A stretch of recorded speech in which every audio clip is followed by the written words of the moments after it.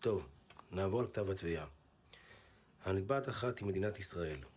הנתבעים 2 עד 6 הם שוטרים ביחידה ללוחמה בטרור של משטרת ישראל.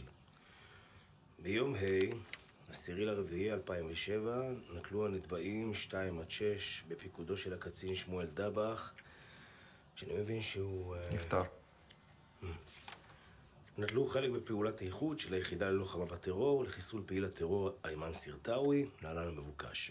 במהלך הפעילות מצאו את מותם תושבי הכפר, ג'מאל אל-זוביידי בן 36 וחאלד אל-זוביידי בן 12, ונפצעו קשה מוסטפא אל-זוביידי בן 65 ומג'אווי אל-זוביידי בן 5, הסובל מאז מאחוזי נכות גבוהים.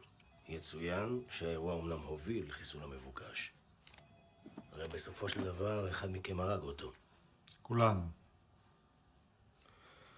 טוב, חבר'ה, לנוכח העדויות בשטח, ובהתחשב במצבו הבריאותי של אריאל, אני מבין שאתם מצהירים שאריאל ביצע את הירי שפגע בבני משפחת זוביידי. זה מה שיצא אחרי שדיברנו בינינו.